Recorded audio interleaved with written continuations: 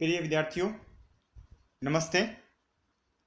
तो अब हम जो यूनिट 2 है उसकी जो प्रथम कविता है रैदास द्वारा रचित जो पद हैं वो हम पढ़ रहे हैं। तो हमने अब तक रैदास के पहले पद को पढ़ा, उसके अर्थ, कवि के विचार, संदेश और उद्देश्य को हमने समझा। आज हम उस पद पर आधारित कुछ प्रश्नों की चर्चा करेंगे और उनके उत्तर लिखेंगे। उससे पहले आइए भी अब तक इस पद के बारे में जो हमने जाना है और समझा है उस पर एक छोटी सी चर्चा करते हैं। भी इस पद के माध्यम से आपको आपने अब तक क्या समझा।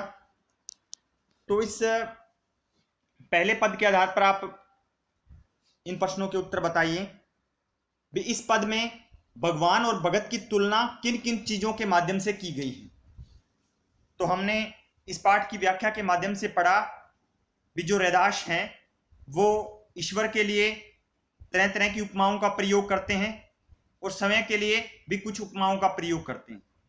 जैसे वो ईश्वर के लिए चंदन का प्रयोग करते हैं, इसके अतिरिक्त दीपक का प्रयोग करते हैं, घन यानी बादलों का वो प्रयोग करते हैं ईश्वर की उपमा के लिए, और समय के लिए भी कुछ उपमाओं का प्रयोग करते हैं, जैसे बाती का प्रयोग,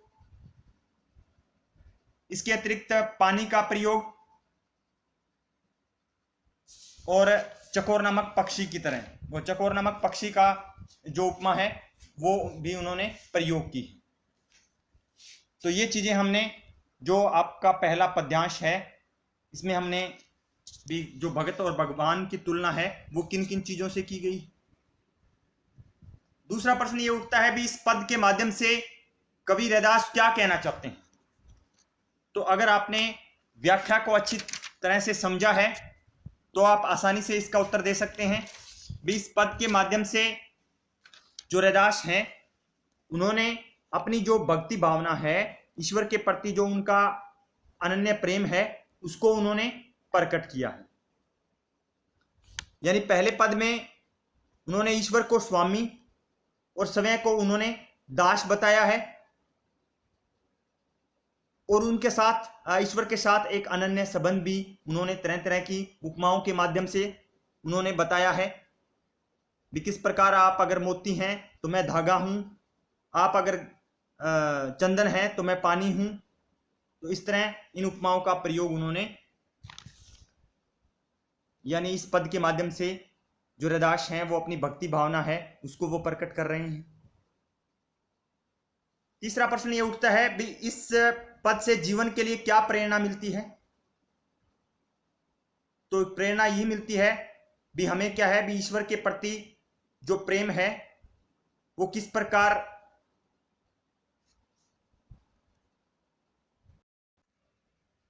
यानी किस प्रकार हम ईश्वर के प्रति जो प्रेम होता है उसके प्रति हम समय को समर्पित कर सकते हैं।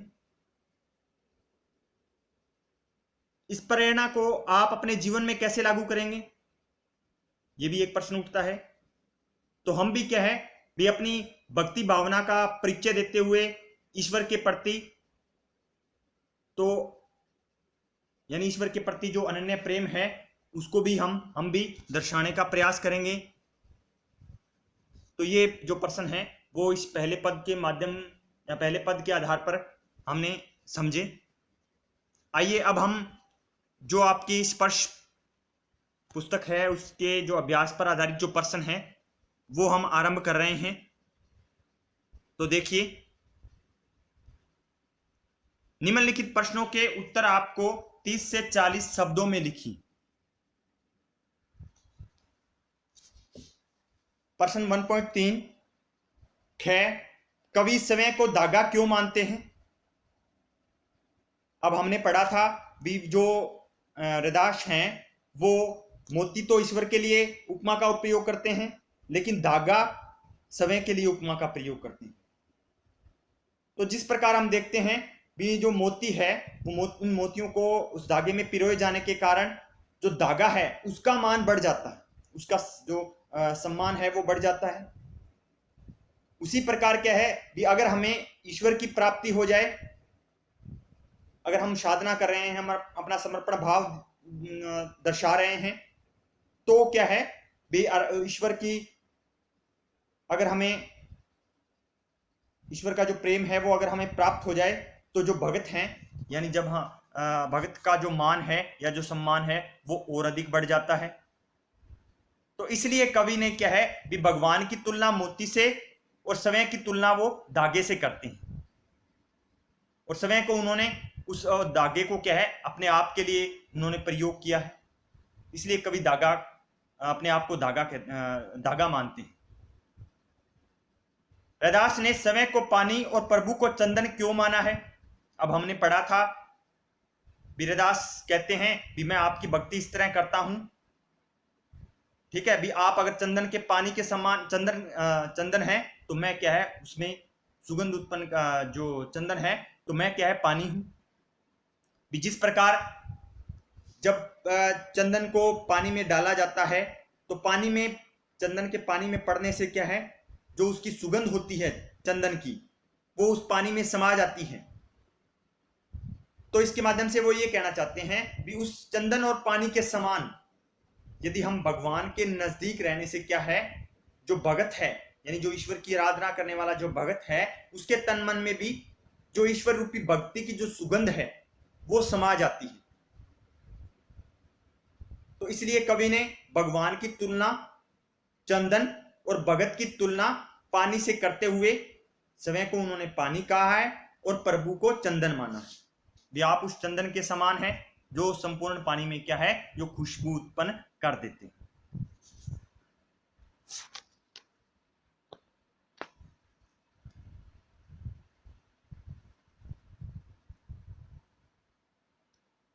आगे देखिए, कवि ने सोने और सुहागे की बात किस संबंध में कही है और क्यों? अब पहले पद में उन्होंने सोने और सुहागे का जो मिलन है उसके माध्यम से अपना जो भक्ति भाव है वो प्रकट किया है।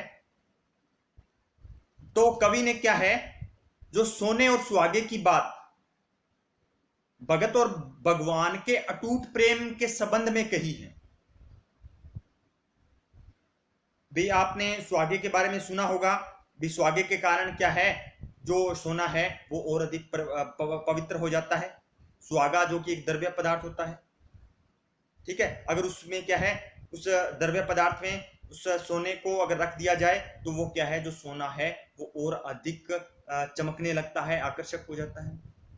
तो उसी प्रकार क्या है भी जिस प्रकार सोना सुहागे से मिलकर क्या है और शुद्ध हो जाता है, उसकी चमक बढ़ जाती है, उसी प्रकार से क्या है भगवान को याद करने से और उनके मिलने से जो भगत हैं, यानी जब उनका भगत का जब ईश्वर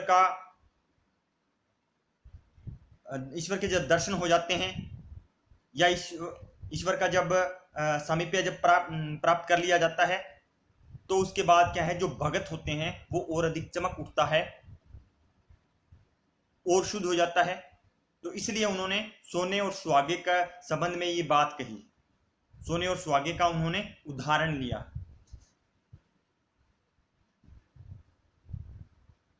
कवि ने दीपक और बाती तथा स्वामी और दास की चर्चा किस संदर्भ में की है? संदर्भ यानी किस विषय में की है, सोचकर लिखी। अब पहले पद में हमने पढ़ा भी जो रैदास हैं वो ईश्वर के लिए दीपक का उपमा का प्रयोग करते हैं और बाती समय के लिए प्रयोग करते हैं। स्वामी वो ईश्वर को कहते हैं और दास उन्होंने समय के लिए उपमा दी है। तो ये चर्चा उन्होंने किस विषय किस संदर्भ में की है ये हमें सोचकर लिखना है, सोचकर लिखिए। तो कवि ने दीपक और बाती तथा स्वामी और दास की चर्चा क्या है इसलिए की है कि जो भगत और भगवान का जो अनन्य प्रेम होता है, जो उनके बीच में अटूट संबंध होता है, उसको दर्शाने के लिए उन्होंने इन उपमाओं का प्रयोग किया है। इन उपमाओं का प्रयोग करते हुए रैदास जी कहते हैं भी रैदास भगवान को दीपक तथा स्वामी यानी समय को, भगवान को दीपक तथा स्वामी मानते हैं तथा समय को बाती और उनका दास मानते हुए कहते हैं भी जिस प्रकार क्या है भी जो दीपक होता है, दीपक में अगर जो बत्ती है या जो पुनी होती है वो अगर ना हो तो दीपक का क्या है, कोई आधार नहीं है। तो उन्होंने क्या है, विषय को बाती और दास मानते हुए उन्होंने कहा है कि जिस प्रकार दीपक और बाती तथा जो स्वामी, दीपक बाती तथा स्वामी और दास क्या है भी एक दूसरे के बिना अधूरे हैं। किस तरह अधूरे हैं भी, उसी प्रकार जिस प्रकार भगवान और भगत क्या है, एक दूसरे के बिना कुछ नहीं है। अर्थात जिस प्रकार भी दीपक के बिना, दीपक में क्या है, अगर बत्ती ना हो तो उसका कोई महत्व नहीं होता, ठीक है, उसी प्रकार दीपक में बिना बाती का भी क्या है भी कोई अस्तित्व नहीं। तो इस संदर्भ में उन्होंने बताया है, अपने अनन्य प्रेम को प्रकट करने के लिए उन्होंने यानी रैदास ने इन उपमाओं का प्रयोग किया।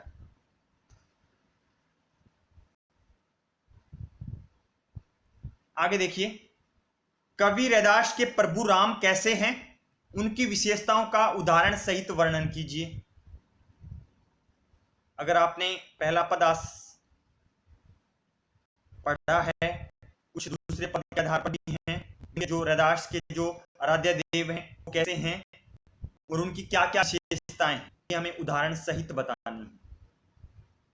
तो हमने अगर व्याख्या को अच्छे ढंग से पढ़ा है, अच्छे ढंग से समझा है उसके शब्दार्थ को, तो हम आसानी से इस प्रश्न का उत्तर दे सकते हैं। तो कवि रैदास के जो प्रभु हैं यानी जो उनके आराध्य देव हैं, वो बहुत ही दयालु, दया करने वाले, कृपालु, कृपा करने वाले, उदार और समदर्शी यानी सभी को एक समान देने वाले हैं। कवि ने अपने इस यानी अपने आराध्य देव अपने भगवान राम का गुणगान करते हुए बताया है कि वे समदर्शी हैं, यानी वो समान नजरों से देखे हैं, सभी के लिए समानता का व्यवहार करते हैं और सभी को सहज भाव से, यानी वो ऊंच नीच नहीं, सभी को सहज भाव से अगर कोई भी उनकी भक्ति करता है तो उनको क्या है, दर्शन देते हैं। तो इन पदों के माध्यम से रैदास ने बताया है भी राम से बढ़कर क्या है इस संसार में, जगत में कोई नहीं है, राम है वो सर्वोपरि है।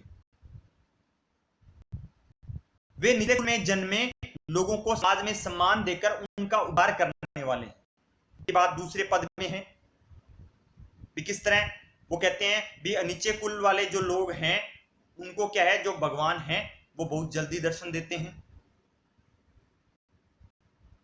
तो वे निचले कुल में जन्मे जो लोग हैं उनको समाज में सम्मान देकर उनका उद्धार करने वाले हैं, जो ईश्वर हैं, उनके जो भगवान राम हैं, जो उनके हैं रैदास के,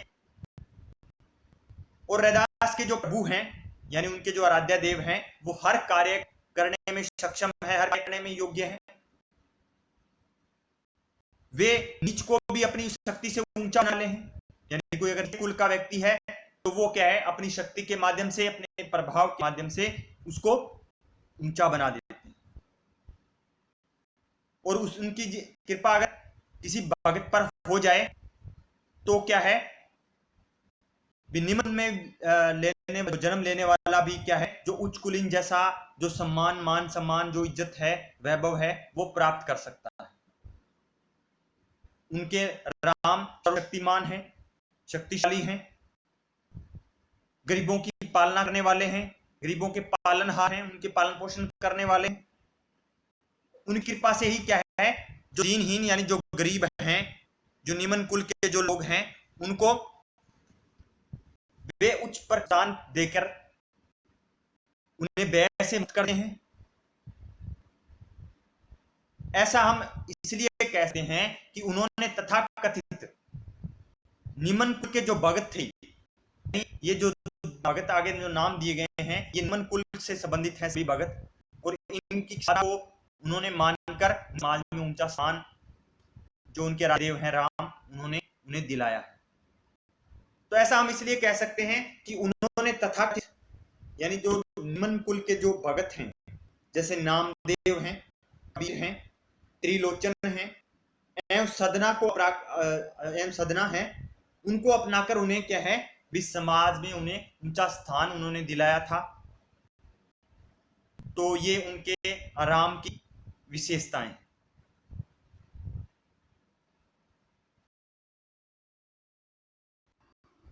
तो अब आज हमने जो पद 1 के आधार पर जिन प्रश्नों की चर्चा की है, उन प्रश्नों को आपको फिर नोटबुक में अच्छे से लिखना है, अच्छे से लर्न करना है। तो इसके अतिरिक्त आज हम पहले पद के कुछ अंशों की जो चर्चा करते हैं। भी आपने जो इस पाठ का जो पहला पद है, उस जो पहले पद को आपने कहां तक समझा, तो ये कुछ पंक्तियां दी गई है, इनका आपको आशय स्पष्ट करना है।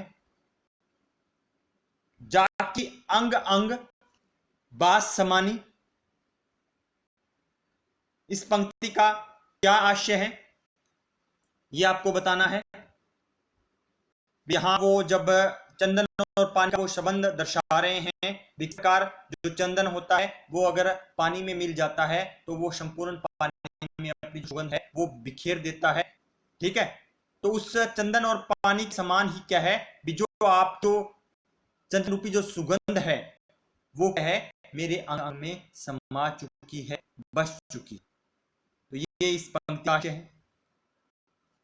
अगली पंक्ति उन्होंने दी है, जैसे चित्तवत चकोरा, जैसे चित्तवत यानी चित्तवत ध्यान से देखना, चंद चकोरा चांद, चंद चांद चकोरा चकोर नामक पक्षी। तो यहां जो कवि है वो अलग अलग उपमाओं से ईश्वर को संबोधित करते हैं, और जब वो ऐसे कहते हैं भी जिस प्रकार जो आसमान के काले बादल को देखते ही जब मोर खुशी से नाचने लगता है, तो वो कहते हैं ठीक वैसी स्थिति ही मेरी आपके हो जाती है। किस तरह स्थिति हो जाती है भी, जिस प्रकार जो चकोर होता है वो चंद्रमा को प्राप्त करने के लिए उसकी ओर तल्लीन होकर देखता रहता है, तो उसी प्रकार जो हृदाश हैं वो कहते हैं भी मैं भी आपका जो प्रेम है, आपको यानी ईश्वर को प्रेम है, उसको पाने के लिए हमेशा उस चकोर पक्षी के समान तरसता रहता हूं। आगे कहते हैं, जाकी ज्योति बरे दिन राती। ये पंक्ति उस समय वो प्रयोग हैं जब वो दीपक और बाती का शब्द दर्शा रहे हैं। दीपक ईश्वर के लिए वो प्रयोग करते हैं और बाती समय के लिए। तो यहाँ इस पंक्ति में जो हृदाश हैं वो क्या कहते हैं, अगर दीपक हो तो मैं उस दीपक की बाती हूं, तो तुम्हारे जिस प्रकार जो बाती है वो उस पर जलती रहती है, तो उसी प्रकार हृदाश जी कहते हैं भी मैं भी आपके प्रेम में सदा जलता रहता हूं, भी मैं आपका जो प्रेम है उसको पाने के लिए सदा तड़पता रहता हूं। ये इन पंक्तियों का भाव था। तो आज आपको जितने भी प्रश्न जो करवाए हैं, इन प्रश्नों को आपको नोटबुक में लिखना है, अच्छे से और अच्छे से लर्न करना है। तो आज के लिए बेटा इतना ही। Have a nice day. It's okay बेटा।